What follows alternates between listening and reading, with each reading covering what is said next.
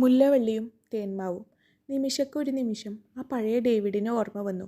ഭൂതകാലത്തിൻ്റെ ഓർമ്മ പുസ്തകത്തിൽ ഒരു പേജിൽ ഇപ്പോഴും ആ ഒറ്റക്കൊമ്പൻ്റെ മുഖം തെളിമയോടെ കിടക്കുന്നുണ്ട്. ജീവിതത്തിൽ ആദ്യമായി നിമിഷയ്ക്ക് ഇഷ്ടം തോന്നിയത് അവനോടായിരുന്നു. അത് തുറന്നു പറയാനും അവൾക്ക് ഒട്ടും ഭയം തോന്നിയില്ല. പറഞ്ഞു, എനിക്ക് ഡേവിഡിനെ ഒത്തിരി ഇഷ്ടമാണെന്ന് അവൻ്റെ കണ്ണിൽ നോക്കി തന്നെ പറഞ്ഞു.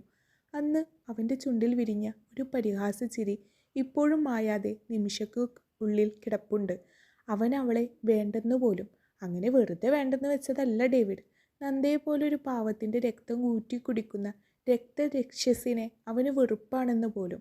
നന്ദയോട് ചെറിയ രീതിയിൽ ഉണ്ടായിരുന്ന ഇഷ്ടക്കേട് അന്നു മുതൽ നിമിഷക്കുള്ളിൽ വൈരാഗ്യമായി മാറി. ആ ചെറിയ പ്രായത്തിൽ തുടങ്ങിയ ശത്രുത ഇതുവരെ നിമിഷക്ക് നിലച്ചിട്ടില്ല. നന്ദക്ക് അഭിയോടാണ് ഇഷ്ടമെന്ന് വന്ന് പറഞ്ഞപ്പോൾ അതുകൊണ്ടാണ് നിമിഷ അഭിയുടെയും നന്ദയുടെയും ജീവിതത്തിലേക്ക് ഇടിച്ചു കയറിയതും. അതുവഴി അവളെ സങ്കടപ്പെടുത്തുക എന്ന ഒറ്റൊരു ലക്ഷ്യത്തോടെ. അവനെ നീ എവിടെ നിന്നാ കണ്ടത്? ഡേവിഡിൻ്റെ കാര്യങ്ങൾ അറിയാൻ ഉള്ളിൽ ആകാംക്ഷ വന്ന് നിറയുന്നത് നിമിഷ അറിഞ്ഞു. ഞാൻ തലകറങ്ങി വീണപ്പോൾ ഹോസ്പിറ്റലിൽ എത്തിച്ചത് ഡേവിഡാണ്, നന്ദ വിക്കി വിക്കി പറഞ്ഞു. എന്നിട്ട് നിമിഷയുടെ നെറ്റി ചുളിഞ്ഞു. ഡേവിഡിൻ്റെ വീട്ടിലേക്ക് എന്നെ കൊണ്ടുപോയത്. ആരെങ്കിലും അന്വേഷിച്ചു വരുന്നവരെ എന്നെ വിടില്ല എന്ന് പറഞ്ഞു. അതിന് മാത്രം നീ അവൻ്റെ ആരാടി? നിമിഷ ചീറി. നിമിഷയിൽ അന്നേരം നുരഞ്ഞു പൊന്തുന്ന വികാരം അസൂയ മാത്രമായിരുന്നു. തീർത്താൽ തീരാത്ത അത്ര അസൂയ. പണ്ട് ആ ബാക്ക് ബെഞ്ചിലിരുന്ന് നന്ദയെ കണ്ണിൽ പ്രണയം നിറച്ച് നോക്കിയിരുന്നിരുന്ന ഡേവിഡിനെ കാണുമ്പോൾ തോന്നിയിരുന്ന അതേ അസൂയ. നന്ദ പേടിയോടെ രണ്ടടി മാറിയതും നിമിഷ അവളുടെ കയ്യിൽ പിടിച്ചു വലിച്ചുകൊണ്ട് തനിക്ക് നേരെ പിടിച്ചു നിർത്തി. അവൻ വിവാഹമൊന്നും കഴിച്ചിട്ടില്ലേ? അവൻ്റെ കൂടെ ആരെങ്കിലും ഉണ്ടായിരുന്നോ? പണ്ടത്തെ പോലെ ആയിരിക്കില്ലല്ലേ? ഒരുപാട് മാറ്റം വന്നിട്ടുണ്ടാവുമല്ലേ അവനെ കാണാൻ? അവൻ നിന്നോട് വേറെ എന്തെങ്കിലും പറഞ്ഞോ? പഴയ കാര്യങ്ങൾ എന്തെങ്കിലും? ഡേവിഡിനെ പറ്റി ഒന്ന് ശ്വാസം എടുക്കുക പോലും ചെയ്യാത്ത നിരവധി ചോദ്യങ്ങൾ വന്നു. നന്ദ കണ്ണും മിഴിച്ചു നിന്ന് നിമിഷയെ നോക്കി. അവളുടെ കണ്ണുകളിൽ അത് ചോദിക്കുമ്പോൾ ഉള്ള തിളക്കം, ചുണ്ടിൽ ഉരുണ്ടുകൂടുന്ന ഗൂഢമായ ചിരി, വല്ലാത്തൊരു തരം ഭാവം. നന്ദ ഉമിനീർ വിഴുങ്ങിപ്പോയി. നിമിഷെ, എനിക്ക് പേടിയാവുന്നു, നന്ദ വിക്കി വിക്കി പറഞ്ഞു. നിമിഷ പൊടുന്നനെ കൈ അയച്ചു. ഡേവിഡ് എവിടെയാ ജോലി ചെയ്യുന്നത് എന്നറിയാമോ? നിമിഷയുടെ സ്വരം അല്പം മയപ്പെട്ടു. നന്ദ വിലങ്ങനെ തലയാട്ടി. ഒരു ദിവസത്തിൽ കൂടുതൽ അവൻ്റെ കൂടെ നിന്നിട്ട് നീ അവനെ പറ്റി ഒന്നും ചോദിച്ചില്ലേ? നിമിഷക്ക് അത്ഭുതം. നന്ദ പിന്നെയും ഇല്ലെന്ന് തലയാട്ടി. അതെങ്ങനെ ചോദിക്കാനാണ്? നന്ദയുടെ തലച്ചോറിൽ അന്നേരം അഭിമന്യുവിനെ കുറിച്ചുള്ള ചിന്തകൾ മാത്രമേ ഉണ്ടായിരുന്നുള്ളൂ. അല്ലെങ്കിലും പഠിക്കാൻ വിട്ടിരുന്ന കാലത്ത് മാവേൽ കല്ലെറിഞ്ഞും ഗുണ്ടായസത്തിന് പോയി നടന്നിരുന്ന അവനൊക്കെ പഠിച്ചെന്താവാനാ? നിമിഷ പരിഹാസത്തോടെ പറഞ്ഞു. തന്നെ വേണ്ടെന്ന് പറഞ്ഞവൻ ജീവിതത്തിൽ രക്ഷപ്പെട്ടു പോവരുത് എന്നൊരു ധ്വനി കൂടെ ഉണ്ടായിരുന്നു നിമിഷയുടെ ആ പറച്ചിലിൽ. ഡേവിഡിൻ്റെ ജീവിതം എല്ലാവരെക്കാളും മെച്ചപ്പെട്ട് തന്നെയാ പോകുന്നേ, നന്ദ പതിയെ പറഞ്ഞു.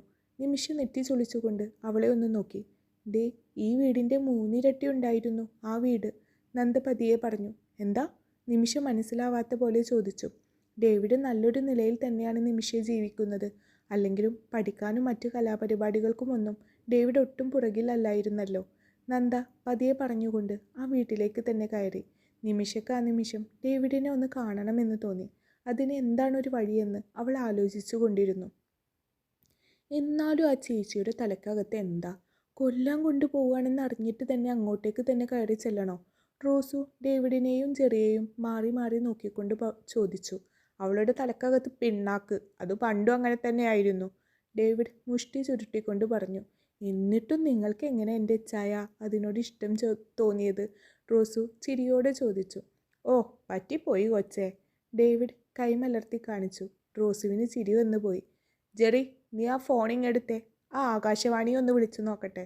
ഡേവിഡ് പറഞ്ഞ പാടെ ജെറി മുറിയിൽ പോയി ആ ഫോൺ എടുത്തുകൊണ്ട് വന്നു. ഡേവിഡ് നമ്പർ ഡയൽ ചെയ്ത് ആർക്കോ വിളിക്കുന്നത് കണ്ടു. ആരാ? റോസു അടക്കത്തിൽ ജെറിയോട് ചോദിച്ചു. ജെറി എന്തെങ്കിലും മറുപടി പറയും മുമ്പേ ഡേവിഡ് ആ ഫോണിൽ സംസാരിച്ചു തുടങ്ങിയിരുന്നു. എടി കാട്ടുകോഴി, ഡേവിഡ് നീട്ടി ഒന്ന് വിളിച്ചു. കാട്ടുകോഴി നിന്റെ?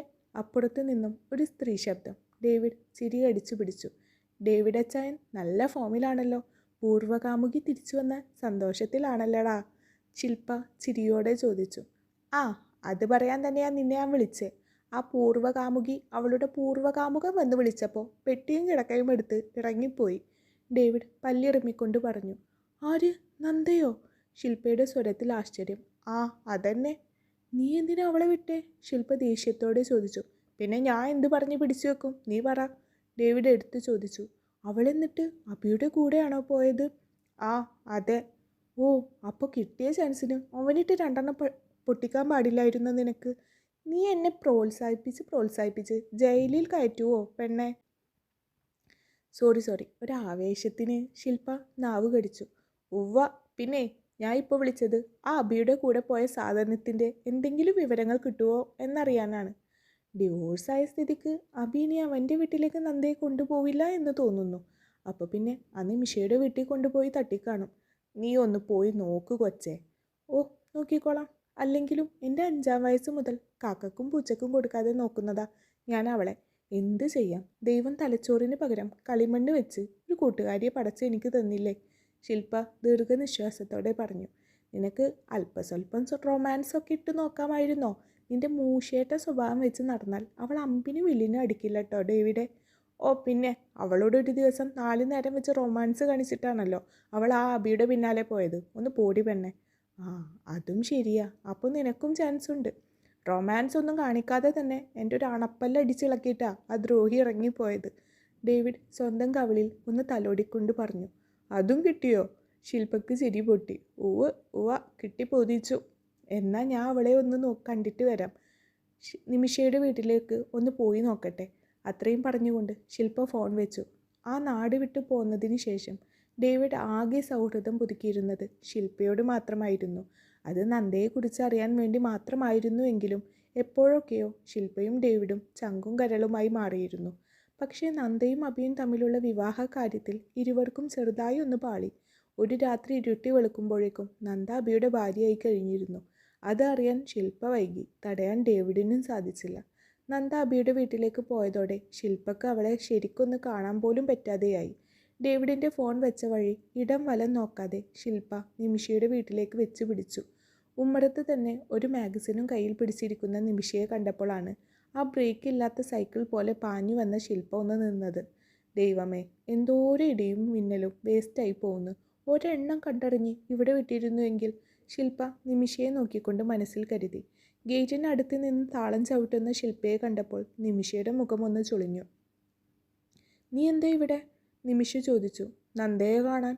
അല്ലാതെ നിന്റെ തിരുമോന്ത കാണാൻ എനിക്ക് വരേണ്ട കാര്യമില്ലല്ലോ. എടുത്തടിച്ച പോലുള്ള അവളുടെ മറുപടി നിമിഷക്ക് അത്ഭുതമായി.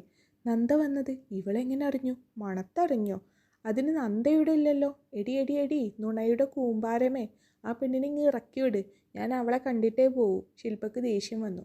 നാശം പിടിക്കാൻ. നിമിഷ ചവിട്ടിത്തുള്ളി അകത്തേക്ക് കയറിപ്പോയി. നിമിഷക്ക് ശില്പയെ ഒരിത്തിരി പേടിയൊക്കെ ഉണ്ട്. പേടി അവളെയല്ല, അവളുടെ ആ നീളം കൂടിയ നാവിനെയാണ്. ഒരു വാ പോയ കോടാലിയാണ് പെണ്ണ്. ഉള്ളതും ഇല്ലാത്തതും എല്ലാം അങ്ങ് പറഞ്ഞു കളയും. പിന്നെ അതും കൂടാതെ വേറൊരു ചെറിയ പ്രശ്നമുണ്ട്. അബിയുടെ കൂടെ തേനാണ് പാലാണെന്നൊക്കെ പറഞ്ഞ് നടക്കുന്നതിനിടയിലും അല്ലറ ചില്ലറ കുരുത്തക്കേടുകളെല്ലാം നിമിഷക്കുണ്ടായിരുന്നു. അതിലൊരുത്തനായിരുന്നു കേദർ. സാധാരണ തേപ്പും വാർപ്പുമൊക്കെ വൃത്തിക്ക് ചെയ്യുന്ന നിമിഷക്ക് കേദറിൻ്റെ കാര്യത്തിൽ ഒരിത്തിരി പിഴച്ചുപോയി. ഇങ്ങോട്ട് വന്ന റിക്വസ്റ്റ് ആയിരുന്നു കേദറിൻ്റെ. ആ പ്രൊഫൈൽ ഫോട്ടോയിൽ തന്നെ നിമിഷം മൂക്കും കുത്തി വീണുപോയി. പരിചയപ്പെട്ടു. ആദ്യം കൊളുത്തിയിട്ടത് നിമിഷ തന്നെയാണ്. കേദർ അതിൽ കയറി കൊളുത്തി. ക്രിഞ്ചടിപ്പിക്കുന്ന മെസ്സേജുകൾ തുരുതുര അങ്ങോട്ടും ഇങ്ങോട്ടും പാഞ്ഞു പോയിക്കൊണ്ടിരുന്നു. വെറും ടൈം പാസ്.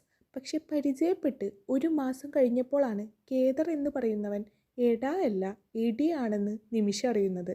ദേ, ആ ഗേറ്റിൽ ചുരണ്ടി നിൽക്കുന്ന ആ ദ്രോഹിയായിരുന്നു ആ കേദർ.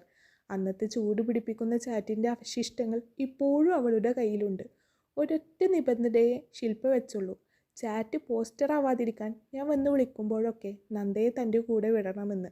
ആ കരാറിൻ്റെ അടിസ്ഥാനത്തിലാണ് ശില്പ വന്ന് പറഞ്ഞപ്പോഴേക്കും ഇതേപോലെ നിമിഷ അകത്തേക്ക് കയറി ഇങ്ങ് പോകുന്നത്. 5 നിമിഷം വാടിത്തളർന്ന ഒരു പെൺപൂവ് പുറത്തേക്ക് വന്നു. ശില്പയെ കണ്ടപ്പോൾ അവളുടെ കണ്ണുകൾ നിറഞ്ഞു. ഇനി അവളെ കാണാൻ പറ്റുമെന്ന് കരുതിയതല്ലല്ലോ. ശില്പയുടെ കണ്ണും കലങ്ങിയിട്ടുണ്ട്. ശില്പ 2 കൈയും വിടർത്തി പിടിച്ചു. വാ. ശില്പ അവളെ പതിയെ വിളിച്ചു.